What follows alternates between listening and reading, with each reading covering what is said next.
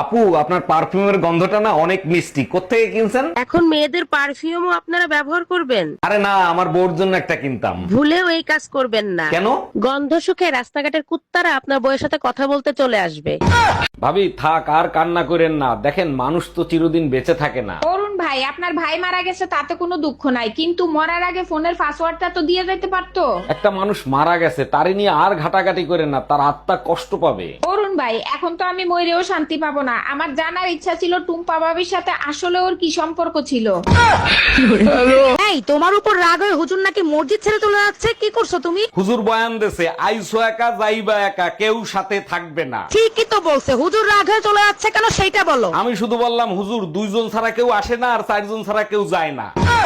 অরুণ ভাই, শুনলাম আপনি নাকি আর একটা বিয়ে করবেন। জি ভাবি, একটা মেয়ে দেখেন আমার জন্য। অবশ্যই দেখবো, বলেন কিরকম মেয়ে চাচ্ছেন আপনি? সুন্দর হবে, সুশীল হবে, রাগ থাকবে সামান্য। একটা বেলুন আইনো আমার জন্য। এই টুম্পা, তোমার রান্না বান্না কি হইলো? খিদায় তো পেটে আগুন জ্বলতাছে। কেমনে হবে, সকালবেলা রান্নাঘরে গিয়ে দেখি মটর নষ্ট হয়ে গেছে। আচ্ছা তুমি যাও, মটর নষ্ট করার সময় পাইলো না। হ্যালো গফফার ভাই, পানির মটর নষ্ট হয়ে গেছে, তাড়াতাড়ি একটু ঠিক করে দিয়ে যান না। আচ্ছা শোনো, মটর ছোড়া ফুলকপি ভাজি করে দেই। মটর ডাইল নষ্ট হয়েছে? হ্যাঁ, তুমি কি ভাবছিলা? এই তুমি ফোন নিয়ে এত রাত্রে কি করতেছো? ঘুমাবা না? ফোন চার্জে দিয়ে আসতেছি, সকালে তো ফোন চার্জে দেওয়ার সময়ই পাই না। আরে গাধা, সারা রাত ফোন চার্জ দিলে ফোনের ব্যাটারি বাস্ট হয়ে যাইতে পারে। আমি জানি, আমারে কি তোমার বলদ মনে হয় নাকি? ফোনের ব্যাটারি খুলেই চার্জে দিই।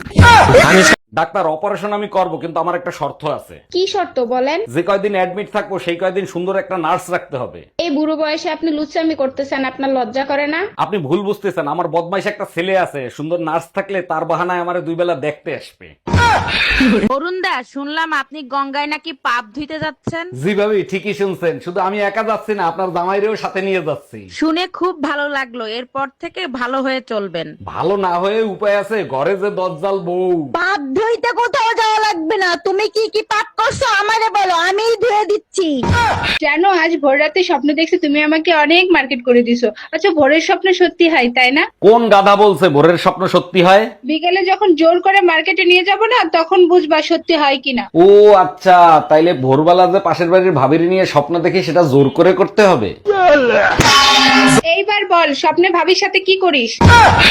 উকিল সাহেব, আমি আমার জামাইকে তালাক দিব, তালাকের ব্যবস্থা করেন। জি ম্যাডাম, তালাক করিয়ে দেবো। তার আগে বলেন, আপনার জামাইরে তালাক দিবেন কেন? আমি যাই বলি তাই শোনে, কিছু হইলেই আমার কাছে মাপ চায়। আরে ম্যাডাম, এইরকম জামাই তো সব মেয়েরা চায়, তা আপনি তালাক দিবেন কেন? কারণ আমাকে গালি দেওয়ার সুযোগই দেয় না। ডাক্তার, আমার বউয়ের অপারেশনটা একটু সাবধানে করবেন। অরুণ সাহেব, আপনি একদম টেনশন করবেন না, আমাদের এখানে যত্ন সহকারে অপারেশন করা হয়। ডাক্তার, আপনি ফুলের মালা নিয়ে অপারেশন থিয়েটারে যাচ্ছেন কেন? এটা আমার প্রথম অপারেশন, সাকসেস হলে আমি পড়বো, না হলে আপনার বউ পড়বে। বিয়ে করে বউ হইলাম না কাজের বেটি হইলাম তাই তো বুঝলাম না। এই শুনছো, কি করো তুমি? আমার এক গ্লাস পানি দাও তো। এই শোনো, কাজের মহিলার মতন যখন কাজই করি তাহলে তুমি প্রতি মাসে আমাকে টাকা দিবা। আচ্ছা ঠিক আছে, বেতন দেবো, কিন্তু কাজ পছন্দ না হলে কিন্তু কাজের মহিলা পাল্টাবো। আচ্ছা শোনো, তুমি একবার ভাবো তুমি আমারে সাইডে দিছো। আচ্ছা ভাবলাম, আমি তোমারে ছেড়ে দিছি। বলার সাথে সাথে ভাবা হয়ে গেছে। আরে বাবা, তুমিই তো ভাবতে বললা, তাই তো ভাবলাম। আচ্ছা ঠিক আছে, বাদ দাও। এবার ভাবো তুমি আমারে সাইডে দিছো। ভাবা তো দূরে থাক, আমি স্বপ্নেও ভাবতে পারবো না। কথাটা সারা জীবন মনে থাকে জানি। একটা হৌরের পরে বিয়া হরিয়া মোর জীবনটা টানা টানা করিয়া লাইছি। অমাতারি অত কও কি আয়, মুই তোর লেগে কি হরি নাই? বাল হরছেন, আজ পর্যন্ত মোর লাগে একটা রোমান্টিক কথা কইছেন? বালের রোমান্টিক কথা কমু? কোলে মাতার আইকে রোমান্টিক কথা কইতে গেলে তুই মাথার উহুন বাজতে শুরু করো।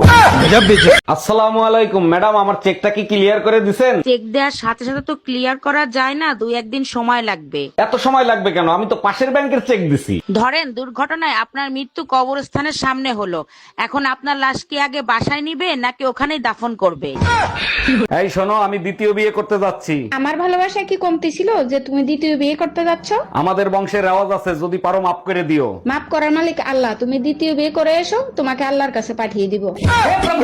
তাই শুনছো, পাশের বাড়ির মফিজ ভাই আছে না, সে নাকি মারা গেছে। বলো কি সর্বনাশ! ভাই তো বিয়ে করছে 6 মাস হয়েছে, তাই না? হ্যাঁ, 6 মাস হইছে। ভরা যৌবনে স্বামী হারা হলো ভাবি। বেচারা ভাবির জন্য খুব কষ্ট হচ্ছে। আচ্ছা, ভাবি কি এইখানেই থাকবে না বাপের বাড়ি যাবে? অরুণ ভাই, ভাবি বললো ঘরের সুখ শান্তি নাকি আপনিই বজায় রাখেন, তা এর গোপন রহস্যটা কি? ভাবি, চাইলে সবাই করতে পারে। ঘরের বউকে সবসময় বন্ধু বানিয়ে রাখতে হবে, তার সাথে দুনিয়ার সব কথা শেয়ার করতে হবে। শুধু একটা কথা মাথায় রাখতে হবে, গার্লফ্রেন্ডের কথা ভুলেও তাকে বলা যাবে না। সরি অরুণ ভাই, ভাবি পাশে থেকে সব শুনতিছে। তোরে যদি এক বাপে পয়দা দিয়ে থাকে তাহলে তুই বাসায় থাক, আমি আসতেছি। ডাক্তার, আমার বউর শরীর দিয়ে 20 গ্রাম রক্ত বাই করে দেন। ইঁদুরের যন্ত্রণায় ঘরে থাকতে পারি না, ইঁদুর মারবো। আরে অরুণ সাহেব, ইঁদুর কি আর রক্ত দিয়ে মারা যায়? ইঁদুর মারতে হইলে ভালো বিষ কিনে নিয়ে আসেন। আরে ডাক্তার, আপনি তো জানেন না, আমার বউর একবার সাপে কামড়াইছিল। সাপ মারা গেছে কিন্তু বউ মরে নাই। তোর মায়ের রক্ত দিয়ে ইঁদুর মার।